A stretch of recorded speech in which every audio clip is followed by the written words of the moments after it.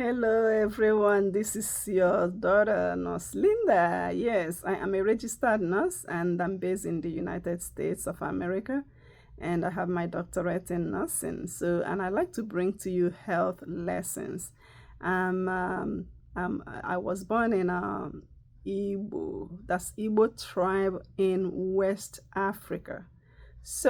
And I try to do this lesson using Igbo language, okay, so that people in my culture from my native land will be able to understand me very, very well. You know, when you speak your own language, you can actually explain very, very well what you are trying to say, right? So I'll do that. I'm going to use the Igbo language. Igbo is one of the tribes in Nigeria. All right, so one of the major tribes. You have Igbo, Hausa, Yoruba, right? So yeah, so I'll conduct this lesson in Igbo language, and then at the end I will summarize it in English. So please do not hang up. Stay put. And every week I also try to bring you a song. So surprise. Surprise, don't go anywhere. Just stay here until the end so that you can hear my song for today. All right, okay. All right, so so what I'll be talking about today is infant choking. So infant, birth to 1 year of age, about 12 months. So I'll be talking about choking for them, okay, when there is foreign body that causes airway obstruction. So ngwa ka anyị bido n'asụsụ Igbo. Aha, ndị ebe anyị ndewono, kedu ka unu mere, unu ọ dị agha, unu mere otu ole, kedu ka unu mere, kanụ mama o.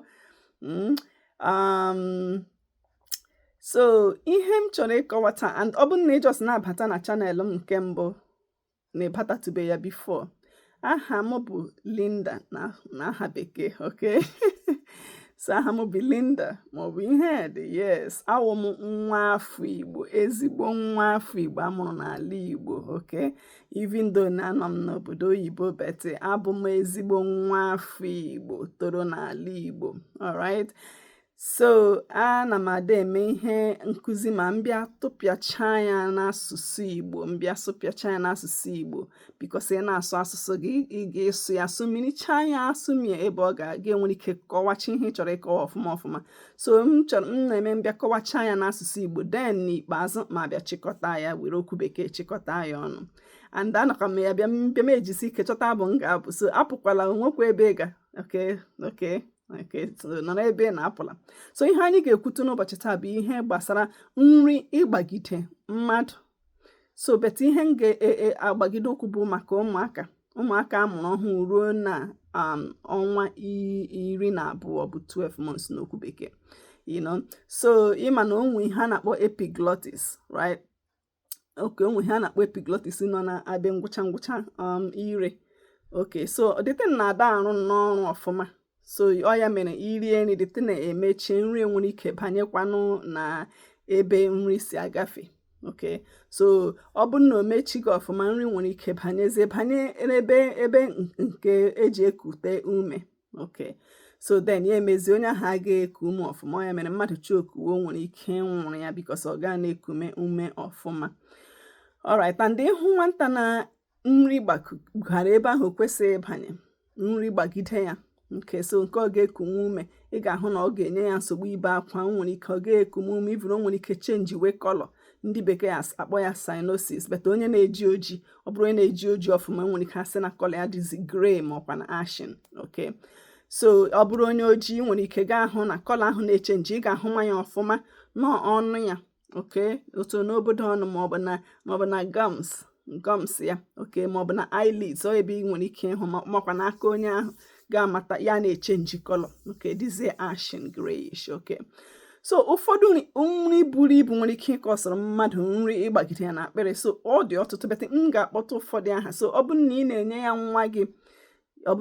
ya nwa gị, kpachara anya, okay, ọ bụrụ ya dị possible kọtụọ ụfọdụ nri ogologo, akọtụla ha sekụl gburugburu, okay, kọtụọ ha ogologo ma ọ bụ na nwa gị ebido narị wee dịka ha. So and then in short, ka m kpọgodo aha ụfọdụ nri. Ụmụ nke ụfọdụ ha bụ aha bekee o, okay? But popcorn, ọka agbara agba, right?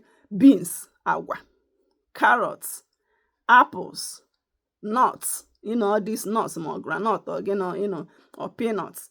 Ọka bụ corn, chewing gum nke a na-ata chakum.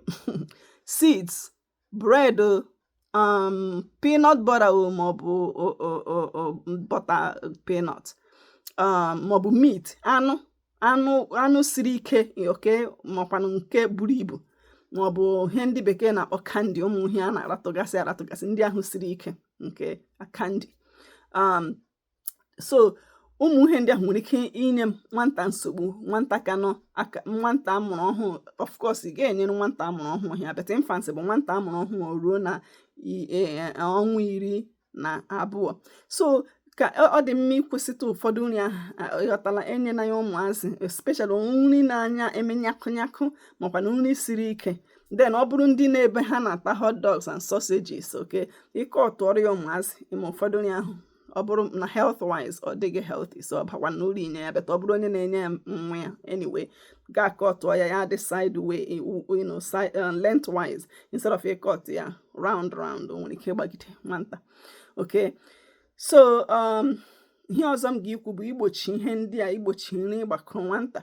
Ịkọtụ nri ahụ, kọtụọ ya lengthwise ma ọ bụ na ọ dị possible, and obere agala gị kọtụọ obere, makwana mashia ya amashi, sụọ nri ahụ asụọ ka ọ dị soft, ọ gatala ka ọ dị soft. Okay, ya English Igbo asụtụkwa bekee, asụtụkwa English, asụtụkwa bekee, asụtụkwa Igbo, right?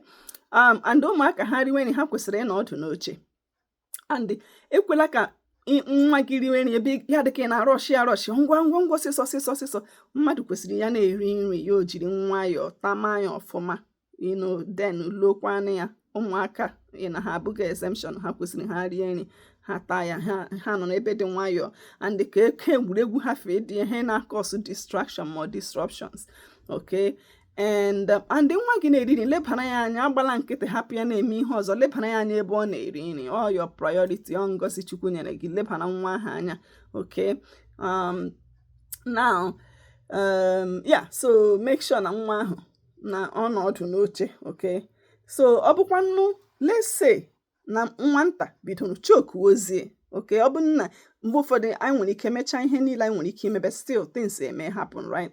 Ọ bụrụ nwata bido choke sit, so ị ga-sit up. Okay, so kuru nwa ahụ ekuru, aga m egosi gị ugbu otu esi eme. Ọ bụ na ya dị possible, tipụsi efe oyi. Okay, then ị ga-ebe ndie nwa ahụ, but m ga-ezi gị ya na enwe mannequin ụmụazị m ga-eji ejizi gị, ga-jigide nwa ahụ mee ihe a na-akpọ 5 back slaps and then 5 chest thrust. Ị ga-emega ya until nri ahụ apụta. Okay, mgbe ụfọdụ asị mewe until nri ihe ahụ gbakọrọ ya ha apụta, makwa na ọ bụrụ nwata ahụ passizie out, nke abịazi mewe CPR, but hopefully anyị ga-eru ebe ahụ. Okay, so just mege ya, and then ọ bụrụ onye na-ebe, ọ ga-akpọ nwa onye ga-enyere ya aka, ma ndị nọọsụ ma ndị dọkịta, then ị ga-eme ya. Okay, but m ga-esi gote esi eme ọ bụrụ na ihe gbakọrọ nwata ka o nwere ike pụta. Okay, agala iji aka gị tiba n'ime ọnụ, chọwa ka iwepụta ya, o nwere ike ga-etibakwuo ya mụọ. So before I gwagi otu esi eme ya, let me try to round this up in English. It's very short, it's not long. So then I will show you using my infant mannequin, and then I will sing for you. All right. So what I'm talking about today, okay, is infant choking, when there is foreign body obstructing the airway. All right, so that thing called epiglottis, near our tongue, the base of the tongue, deep there. Okay, so if it doesn't close, then food can get into the windpipe.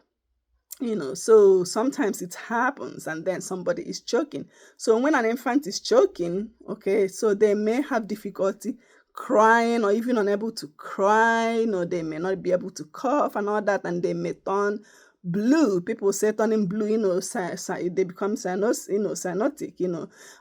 If it's a dark skinned person, they may turn grayish or ashen. Okay, and you may be able to see this cyanosis in someone that is very dark skinned, like looking at their palms, their lips, or their gums. Okay, so, and then some of the foods to avoid that may cause this choking. Lots of foods, but I'll name some of them. Popcorn, carrots, apples, beans, nuts, corn, chewing gum, seeds, bread, peanut butter, like a big spoonful of peanut butter. That's not safe, man, for infants. Hard and large meats. If you're giving them meat, it has to be mashed, very soft. Hard candy. And then also avoid small, sticky or hard foods. And if you're giving your child hot dog or sausage, which if we are talking about healthy eating, I don't think that's very healthy. But anyway, if you're giving your child that, make sure you cut it lengthwise. Don't cut it round, okay? Cut it lengthwise. To try to prevent this, cut food into smaller pieces and if possible, mash the food. And children should sit up while they are eating. Avoid rushing the kid when they are eating. Let them chew the food very well and swallow. Avoid disruptions, avoid distractions. So that's not time to be playing and being distracted. Let them eat. And pay attention. Children are blessings from God. Pay attention. Give them time when they are eating. You have to watch them. Or somebody watching them. Pay attention to the food that they are eating. Okay, watch them while they are eating. Do not just ignore them. Okay, I know people are busy, but they are the reason why we are busy, right? So you have to pay attention. Now, if someone is choking or your child is choking or the infant, I'm going to show you how to help the infant. So remember, today I'm just talking about infant. Okay, birth to 18 months. Okay. So with infants, we usually, do 5 chest thrusts and then 5 back slaps. And try not to do finger sweeping, okay? If you do that, you can push the food or the object further away, okay? You have to sit with the infant, okay, on your laps. Remove their clothing if possible. Hold them face down, and then their head should be lower than their chest. Support their head and their jaw with your hand, okay? And then the forearm is rested on the thigh to support the infant. Then you deliver the 5 back slaps, okay, between the shoulder blades using the heel of your other hand, okay, right here, and put a good force. And then for 5 chest thrusts, it's going to be in the middle of the chest over the lower half of the sternum, okay, at the rate of 1 per second with enough force to dislodge the foreign object. Okay, so keep repeating until the object comes out or until the infant becomes unresponsive and then starts CPR. But hopefully we won't get to the point of becoming unresponsive. Okay, so I'm going to teach you right now. Remember, I have a song for you. But let me show you how to relieve infant choking. Let me get my mannequin. Ndị Igbo anyị kekwanụ ntị ka m bute obere nwa nji eme practice, okay? Lekwe ebe a, kwe hụ na the baby here. Okay, so ọ bụ na nwa na-echoku otu ka ị ga-esi jide nwa, okay, jide ka ọ balance ọfụma ịhụ n'otu o si nọ n'aka m otu, mee ka isi ya nọtụ down, then chest thrust ịhụ otu 1 2 3 4 5, then ị ga-ejide aka otu ịhụ n'otu m si jide otu, tọọnụ ya jidekwa ka ọ balance ọfụma, okay, then bending, emechikwala imi ya na ọnụ ya.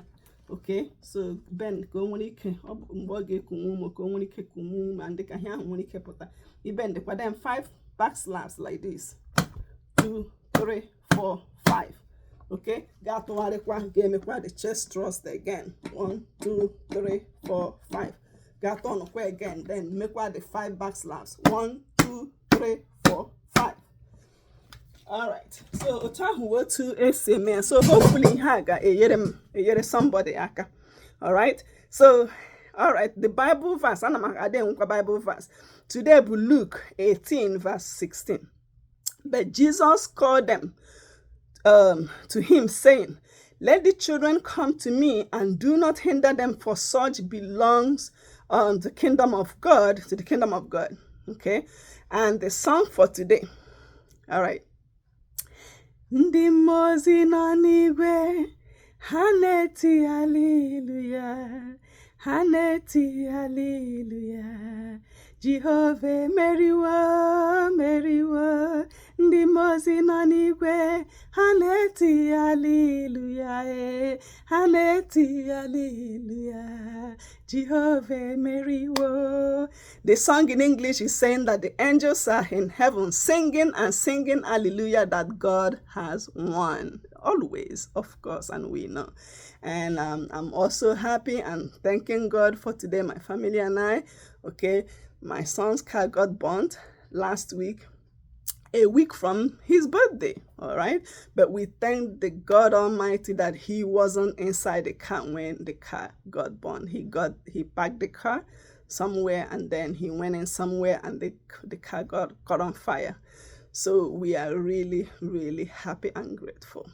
Ndị mmụọ ozi nọ n'igwe ha na-eti haleluya, ha na-eti haleluya, Jehovah meriwo, meriwo.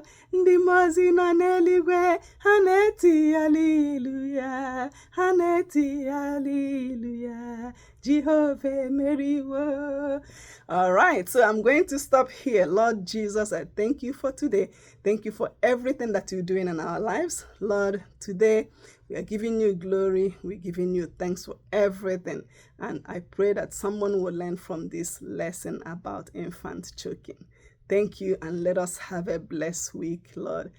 Continue to direct our steps and continue to help us, and let us be grateful for everything that you're doing in our lives.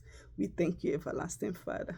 May all glory, honor, and adoration be unto only you. For we pray in Jesus' name. Amen.